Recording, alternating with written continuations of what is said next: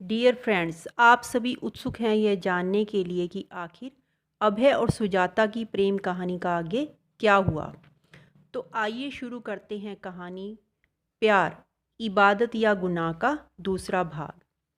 अभय पढ़ाई के साथ साथ शहर में ही एक बहुत बड़ी दुकान पर अकाउंटेंट का काम भी करता था। हिसाब किताब में माहिर अभय की कुशलता और लगन से उसके दुकान मालिक बहुत प्रसन्न थे। अब उसकी पढ़ाई भी पूरी हो चुकी थी। अभय ने ठान लिया था कि वो खुद को इतना सक्षम बना लेगा कि सुजाता की जिम्मेदारी आसानी से उठा सके। इसी कारण वो अक्सर सरकारी नौकरियों के लिए परीक्षाएं देता रहता।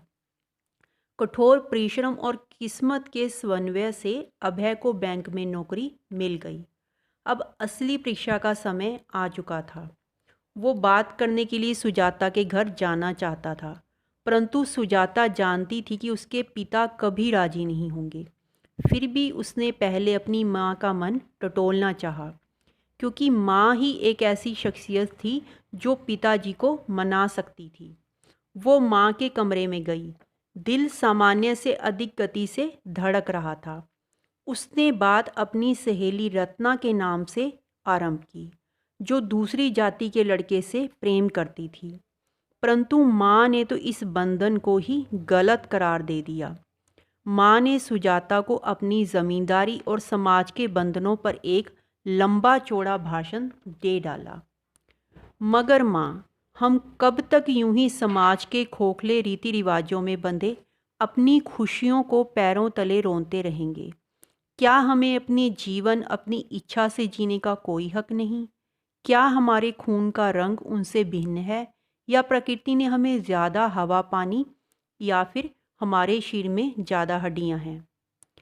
क्या समाज के इन्हीं खोखले बंधनों में जकड़कर आप मुझे भी जीवन की खुशियों से महरूम कर देंगी? यदि आज रत्ना की जगह आपकी अपनी बेटी अपने प्रेम की भीख मांगती, तो क्या आपका अपनी औलाद के प्रति भी यही रवैया होता? सुजाता धारा प्रवाह अपने दिल की बात कहती चली गई। गुस्से और चाहत के आवेश में अपने प्यार का कच्चा चिट्ठा खोल बैठी। उसने अपने और अभय के रिश्ते की सारी सच्चाई माँ के सामने रख दी। माँ सुजाता के बगावती तेवर देखकर अंदर ही अंदर सहम गई, और ज़मींदार साहब का ख्याल आते ही उनके चेहरे पर हवाइयाँ उड़ने लगी। वो ज़मींदार साहब के क्रोध से अच्छी तरह वाकिफ थी। वो उन्हें अपने कलेजे के टुकड़े पर कोई सख्ती करने का अवसर नहीं देना चाहती थी। माँ ने सुजाता के सिर पर प्यार से हाथ फेरा और उसे समझाने की एक अंतिम कोशिश की, परंतु सुजाता तो प्रेम की अगन में जलकर शोलों की मानिंद धधक रही थी। कुछ भी सुनना या समझना उसे गवारा ही नहीं था। एक अजीब सी कश्मकश सुजाता की माँ के दिलो दिमाग में कौंध रही थी।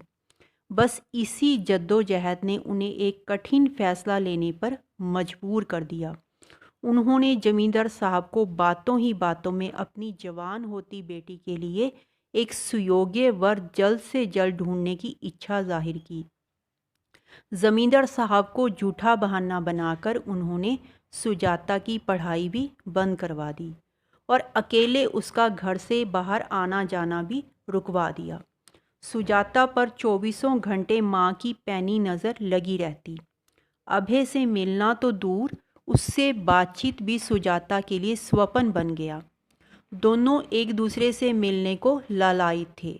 सुजाता को लग रहा था कि माँ से बात करके उसने अपने ही पैरों पर कुल्हाड़ी मार ली है।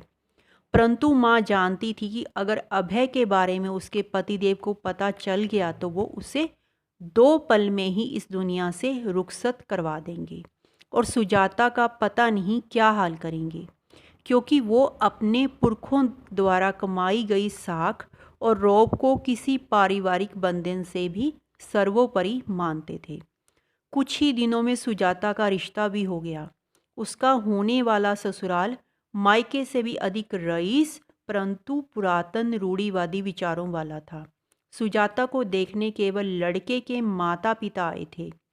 ना लड़के ने लड़की को देखा और ना ही कन्या ने अपने भावी वर को देखा, क्योंकि उनके खानदान में विवाह से पहले लड़के का लड़की को देखना अनुचित माना जाता था। आपसी वार्तालाप तो बहुत दूर की बात, माँ की बहुत मिन्नतों के पश्चात ही सुजाता उनके सामने जाने को तैयार हुई। अभय को सुजाता के बारे में पता चला। उसने आशीष की बहन के ज़रिए सुजाता को मिलने के लिए बुलाया।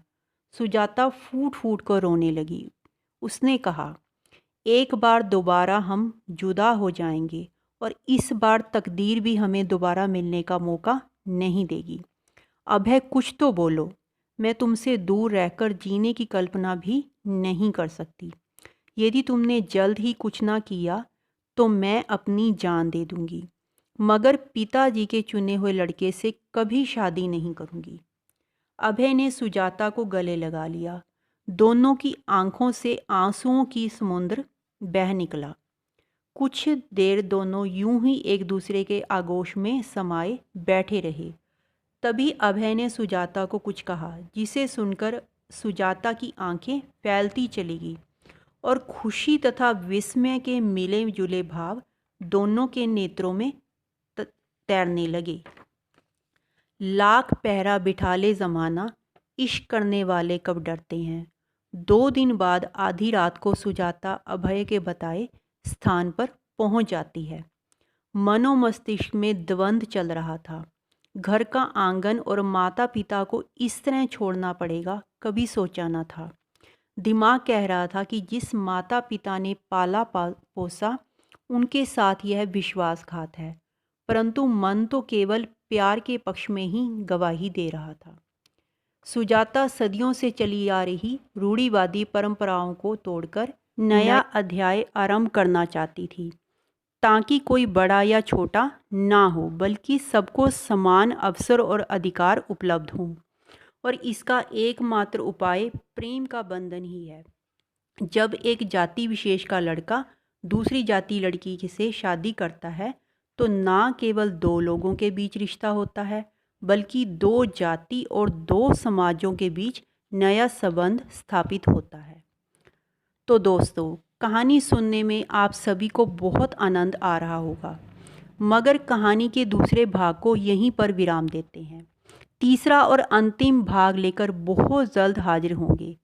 तब तक आप अपने सुझाव और कमेंट हमें भेजते रहें। धन्यवाद।